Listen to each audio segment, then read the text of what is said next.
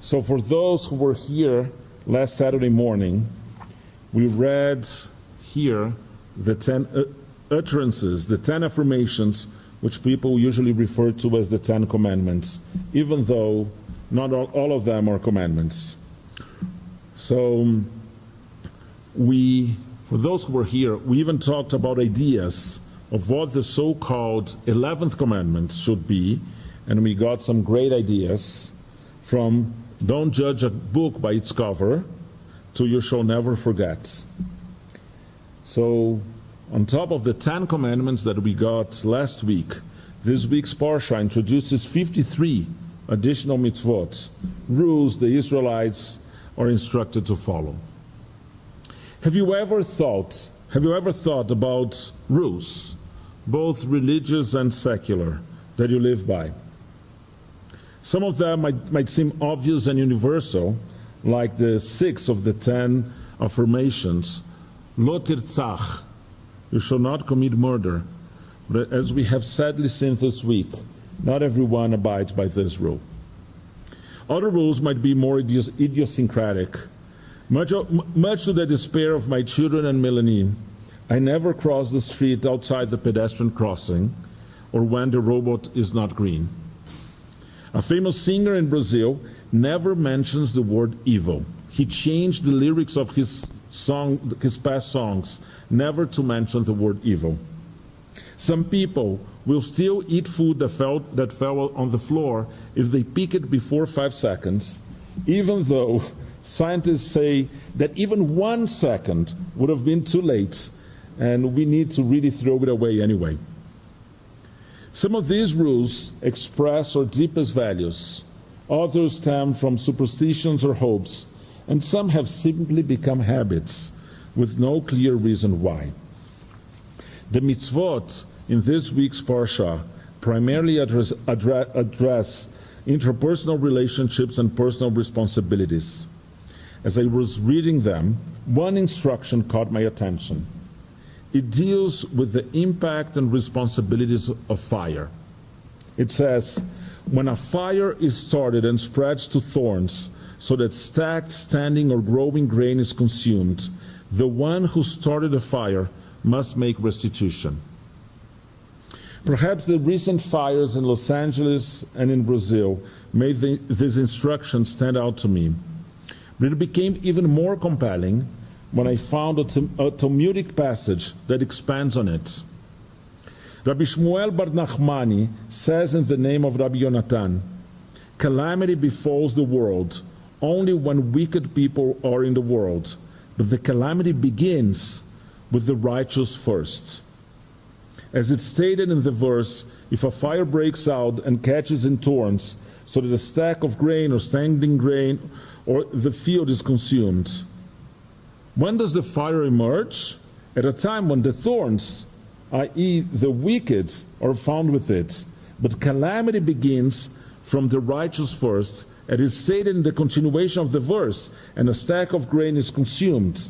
It's not stated if a fire breaks out and catches in thorns and consumes the stack of grain. Rather, it states a stack of grain is consumed in the passive voice, meaning that the stack, or the righteous, has already been consumed before the thorns. The righteous, therefore, have a responsibility to prevent the fire or extinguish it once it has started. This reminds me of a wonderful midrash about Avraham Avinu. It comments on the biblical verse in which God instructs Abraham to leave his house and go to the land that God would show him. Lech lecha. Adonai said to Avram, go you forth from your land. Rabbi Yitzchak said, this may be compared to a man who was traveling from place to place when he saw a castle on fire. He said, is it possible that this palace lacks a person to look after it? The owner of the building looked out and said, I am the owner of the palace. Similarly, Abraham asked, is it possible that this world doesn't have a leader? The Holy Blessed One looked out and said to him, I am the master of the universe. Rabbi Jonathan Sachs offers his interpretation of this midrash. Abraham was struck by the contradiction between the order of the universe, the palace, and the disorder of humanity, the flames. How in a world created by a good God could there be so much evil? If someone takes the trouble to build a palace, do they leave it to the flames? If someone takes the trouble to create a universe, does God leave it to be disfigured by God's own creations? On this reading, what moved Abraham was not philosophical harmony, but moral discord. For Abraham, faith began in cognitive dissonance. There's only one way of resolving this dissonance, by protesting evil and fighting it. That is the poignant meaning of the Midrash when it says that the owner of the palace looked out and said, I am the owner of the palace. It is as if God were saying to Abraham, I need you to help me to put out the flames. We live in a world on fire. Sometimes, like Abraham, we despair at its disorder and ask ourselves, the universe and God, isn't there anyone taking care of this precious palace?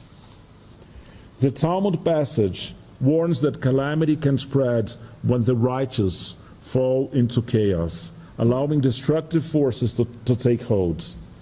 This past few days, we were reminded in the most painful way of what happens when the flames of hatred are allowed to spread unchecked. The Midrash, particularly Rabbi Sachs's interpretation, urges us to become God's partners in fighting the fire, spreading light where there was only darkness, resisting despair, and building a world rooted in love. Rabbi Menachem Creditor expanded on the words of Psalm 89:3, Olam Chesed Ibanem, a world of love will be built, and composed a song inspired by it, with the twist that it gives us agency in the building of this world. And the song goes like this.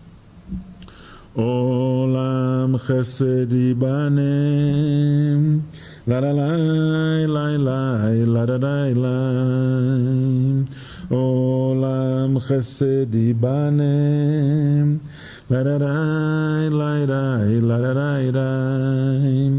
Olam Chesed Ibanem, la la la la la la la.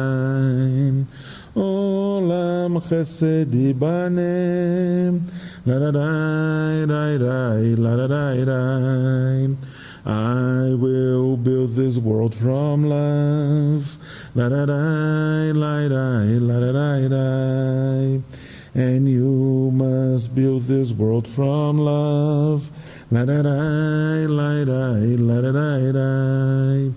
And if we build this world from love, la la la la la la la, then God will build this world from love, la la la la la la la.